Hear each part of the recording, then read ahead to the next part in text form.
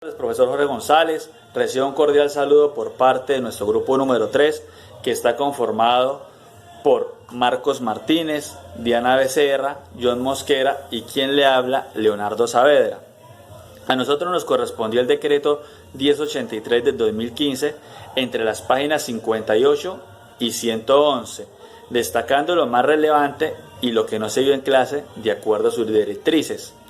Este decreto es por medio del cual se expide el decreto único reglamentario del sector de función pública.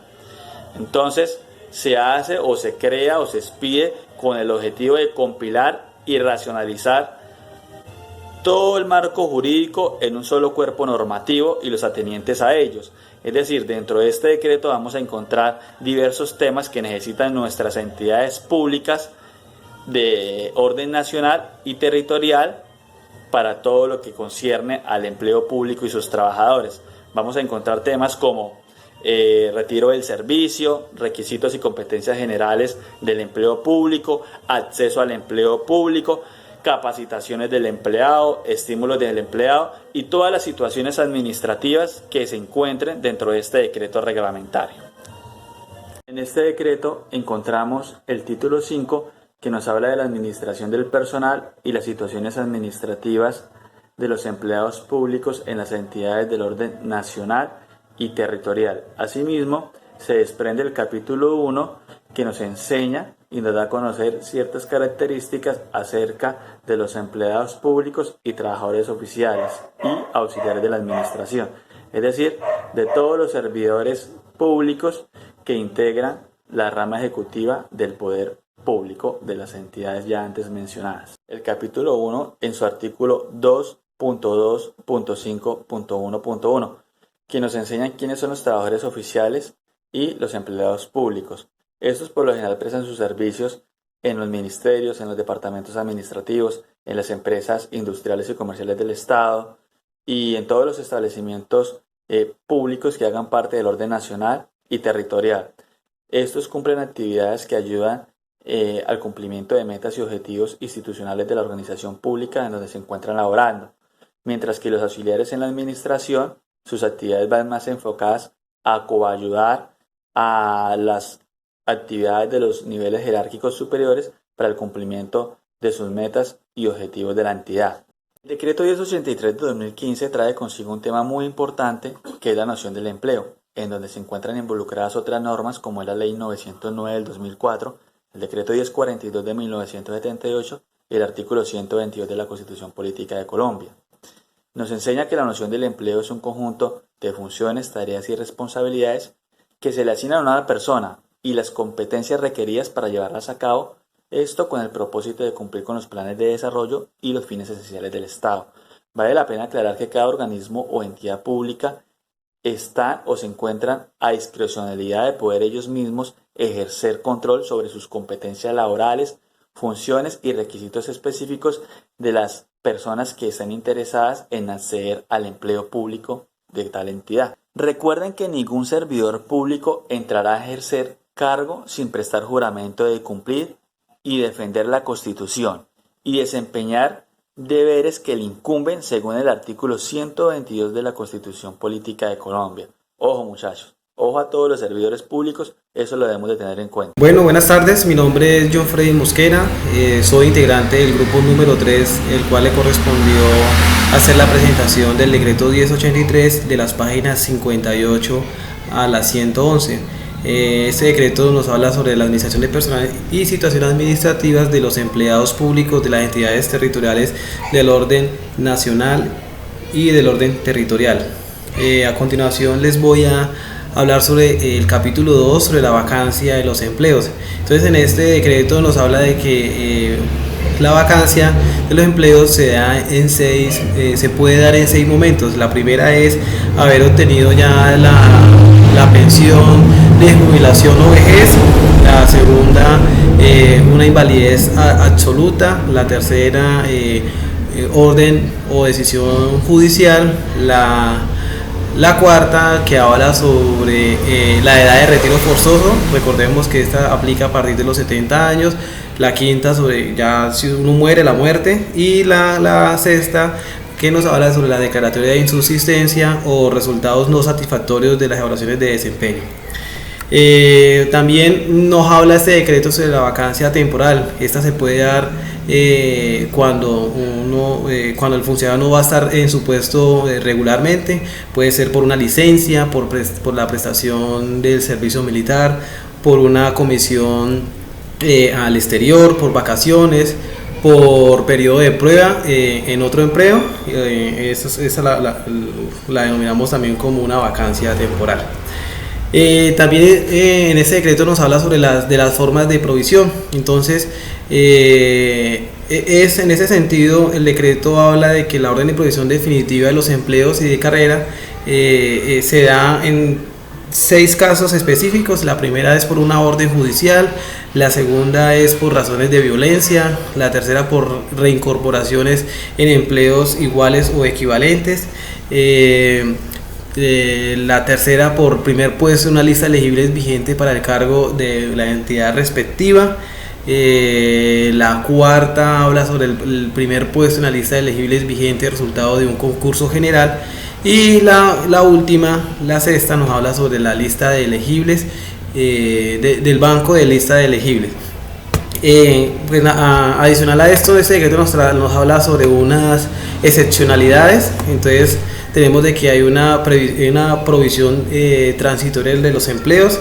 Una es, digamos, en temas cuando se lo deja uno por encargo a un funcionario sobre por un tiempo determinado y a realizar cierta actividad, y el otro es un encargo ya provisional mientras que se surte los efectos para un nuevo concurso. Ya en el capítulo 7 nos habla sobre la posesión. Entonces este término, en este capítulo en particular nos habla sobre el término para la posesión de un funcionario, de un servidor público. Dice de que está dentro de los 10 días siguientes a la fecha de aceptación del empleo. El término de la posesión se puede prorrogar hasta 90 días, teniendo en cuenta las condiciones que exige la norma. El juramento. En este hecho se debe dejar constancia por escrito en el acta que firmará quien da la posesión, el posesionado y un secretario, y en su defecto puede haber 2 testigos. La posición de los altos cargos, de los ministros, los directores del departamento administrativo, tomará posición ante el presidente de la República. Y ya hablamos sobre el capítulo 8, que es la iniciación en el empleo. Entonces, el empleo cuyo cargo esté el manejo del personal de los organismos administrativos deberá recibir el nuevo empleado para facilitar el buen desempeño de sus funciones, y para tal efecto será de su obligación primero darle una explicación del funcionamiento del organismo, las funciones que están a su cargo y su ubicación jerárquica y física del empleo, entregarle los manuales de funciones, los manuales de funciones, y como última medida, pues de presentarlo ante sus superiores jerárquicos como para que la persona tenga entendido a dónde se tiene que remitir, puesto que pueda suceder alguna situación, de dónde debe rendir sus informes o todo eso. Vamos a hablar de las comisiones, y cuando hablamos de comisiones hablamos y lo contextualizamos en todo el personal que se encuentra inscrito en la carrera administrativa. Entonces encontramos 4 formas de acceder a este tipo de comisiones. La primera es desempeñar un cargo de libre nombramiento y remoción. Se va a un periodo de máximo 3 años, ¿sí?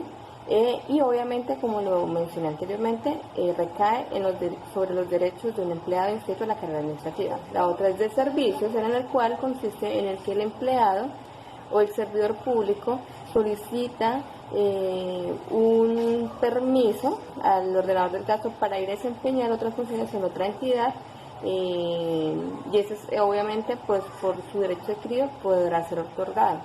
La segunda es para adelantar estudios. La tercera, perdón. Los estudios pueden ser a nivel nacional, en donde el servidor público podrá ir a capacitarse respecto a las funciones propias de su cargo. Y la segunda es por una invitación de gobiernos extranjeros a organismos ya sean del orden nacional. Aquí se aplica a las entidades del orden nacional para que un servidor se desplace a otro país para que adelante esto dice así.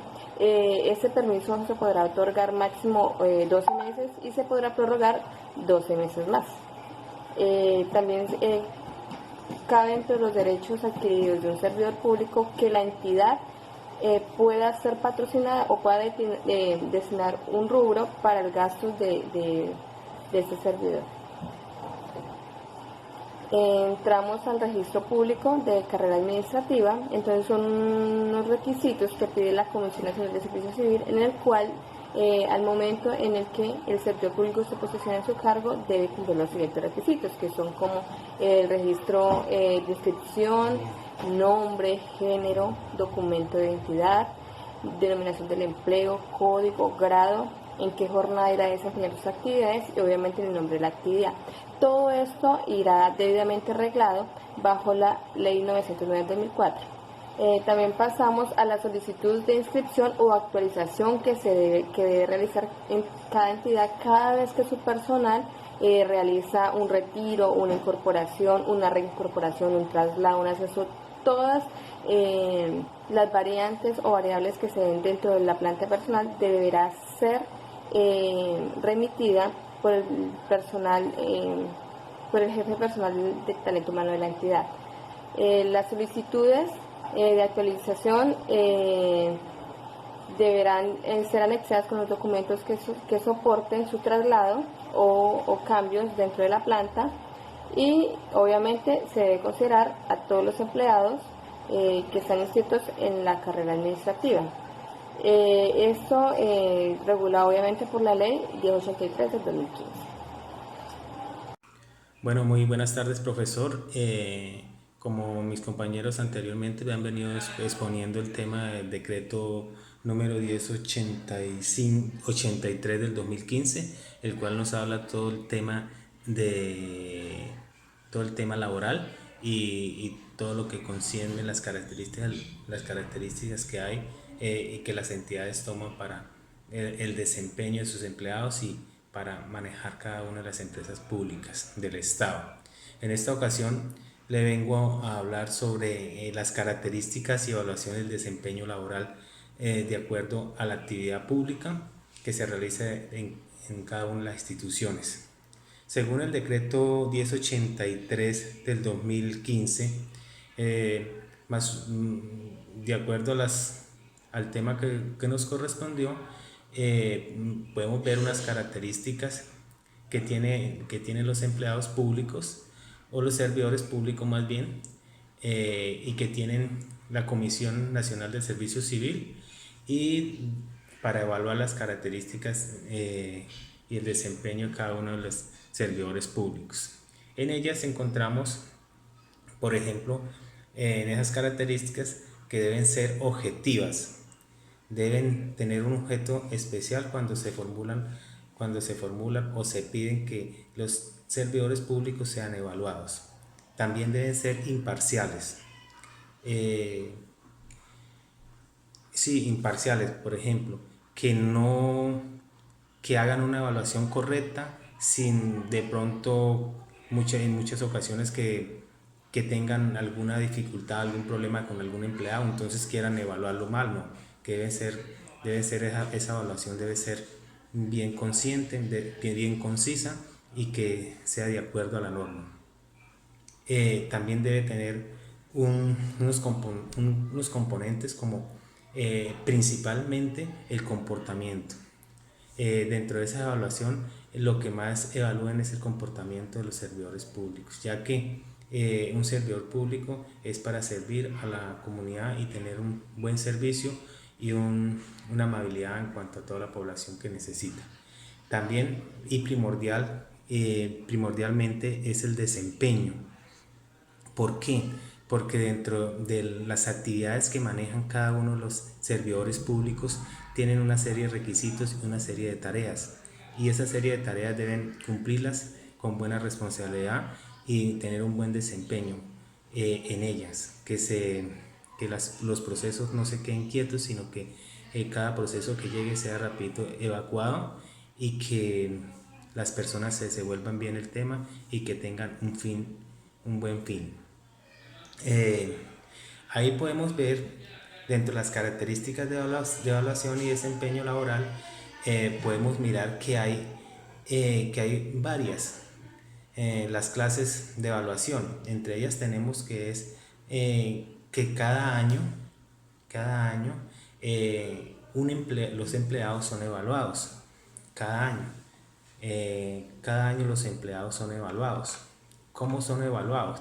Dice que del 1 de enero a febrero, al 15 de febrero, los empleados deben ser evaluados. También nos dicen que cuando lo ordene el jefe del organismo de la entidad pública, que necesitan decir, bueno, nosotros necesitamos, esta persona está acá durante tanto tiempo, no se le ha hecho evaluación, y de acuerdo a la norma y la ley, cada año deben ser evaluados. Entonces, el jefe del organismo público, si a bien está, él puede ordenar que el servidor público debe ser evaluado.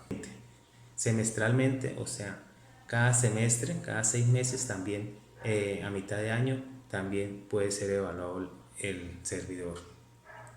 Y también, por ejemplo, el ordenador o el jefe de la entidad pública, es decir, vamos a hacer una evaluación eventual, o sea, cualquier día decía, vamos a hacer una evaluación de desempeño de cada servidor público, también lo puede hacer. Bueno, algo muy importante, que nosotros dicen, van a ser evaluados, pero entonces, ¿quiénes son los que pueden hacer evaluar? ¿Quiénes son los que pueden evaluar a esos servidores públicos? Entonces, de acuerdo a la norma, dice que los jefes de la entidad, cuando lo quieran, ellos pueden evaluar. Pero dice que los empleados asignados por parte de la comisión o por parte de la entidad pública son también evaluadores, pueden ser evaluadores. O directamente la Comisión Nacional del Servicio Civil, que es la principal a nivel nacional. Entonces, ahí podemos mirar qué es la evaluación y calificación de las pruebas, que dentro de esa evaluación para hacer nosotros, o más bien los servidores públicos evaluados, deben también, el servidor público debe tener unas garantías, sí, porque miramos que cada día la tecnología, todo va surgiendo, van saliendo nuevos decretos, nuevas normas, entonces el servidor público tiene que estar al tanto de eso, formándose. Y también la entidad pública tiene todo el deber de formar y de capacitar cada uno de los servidores públicos. ¿Cómo? Entonces, la entidad pública mira de acuerdo a su necesidad que hay que capacitar a su personal que está fallando en tal cosa, entonces ahí dice, vamos a buscar los mecanismos para hacer una capacitación, unas charlas, y ahí es donde entra un papel muy importante que pueden apoyarse en la Escuela Superior de Administración Pública, que es un organismo nacional y es la escuela, la universidad pública que prácticamente está al servicio de la nación y del Estado, y que está capacitada para brindar ese tipo de capacitación. También el Departamento Administrativo de la Función Pública, si la entidad territorial o estatal, la que esté manejando, la que requiera esa capacitación a sus empleados, puede entonces solicitar esa capacitación al Departamento Administrativo de la Función Pública y también a la Escuela Superior de Administración Pública, ESAD. ¿Cuál es la finalidad de buscar esas capacitaciones? Que los empleados tengan un buen desarrollo y que generen competencias en el tema laboral, en el tema de conocimientos, en el tema de desarrollar los temas esenciales, de dar respuesta a mecanismos, a dar soluciones a las problemáticas de cada uno de los habitantes del sector o del municipio, del departamento, del territorio donde estén. Segundo, capacitarlos en el tema laboral. Tercero, que los empleados estén actualizados, que se actualicen cada día, que estén al tanto de todo. Y tercero, que tengan una destreza, que se manejen, que sepan, que tengan conocimiento en los temas que la administración pública puede manejar o que maneja. Dentro de la función pública, cada mecanismo o entidad territorial manejan unos incentivos para los empleados, para los servidores públicos. Esos incentivos, ¿para qué es? Para que los empleados se sientan mejor, estén más motivados para el servicio de las comunidades. Tenemos dentro de cada organismo, puede ser territorial, nacional, ellos manejan dentro de la estructura, manejan un mecanismo para el sistema de estímulos. Por ejemplo, hacemos un ejemplo, la gobernación del Guaviare, ellos manejan un tema de bienestar social. Ese bienestar social lo que buscan es integrar a las personas, que todo no sea trabajo, integrarlos, integrar las familias en un sitio agradable, donde hacen deportes, donde ellos puedan compartir con sus familias, con sus hijos y puedan recrearse. También puede haber un estímulo de deportes. Ahí dentro de ese sistema pueden hacer deportes y concursar por equipos, y cada uno al final de año, el que tenga más puntos, entonces se le da un premio. Eso es como un estímulo, lo que hace la gobernación del Guaviare en la parte de bienestar social. Así se pueden manejar los estímulos. También los empleados o los servidores públicos también tienen el derecho a la salud, todo el tema de riesgos laborales, de salud. Toda la entidad territorial, la entidad pública, tienen toda la obligación de brindarles ese apoyo. También en el tema de vivienda, pueden hacer un fondo donde los servidores públicos puedan adquirir una vivienda y puedan tener, aquellos que no tienen una vivienda, puedan proveerles una vivienda. Acá, como podemos ver en la diapositiva, y de acuerdo a lo que nos dice el decreto número 1083 del 2015, que por ejemplo está el tema del deporte, beneficiarios, empleados y familias, provisión social, dice que capacitación, artesanías, también se le debe capacitar en el tema de artesanías, en el tema de manualidades a esa población y a esos servidores públicos. También la recreación y vacacionales, también se puede hacer un fondo donde muchos servidores públicos puedan ir y puedan premiárseles con una vacación por ser buenos en el servicio de la entidad pública, se les puede premiar. También la promoción y prevención en salud, se les puede hacer programas, unos eventos donde los servidores públicos puedan participar, y esa participación es que conlleven que ellos tengan una mejor salud y asimismo participar en todos los temas. Pues profesor, nosotros nos correspondió exponer sobre el decreto 1083, donde habla todo el tema del servidor público, el tema de evaluación, del desempeño, donde nos habla cuáles son las evaluaciones definitivas, evaluaciones semestrales, ya lo que yo en la anterior diapositiva ya les había hablado. Entonces creo que por el momento eso es lo que nosotros tenemos, o lo que nuestro grupo número 3 tenemos. Así que muy buenas noches, profe. Estamos pendientes en sus recomendaciones y en todo el resto del proceso que nos falta. Dios le bendiga. Muchas gracias.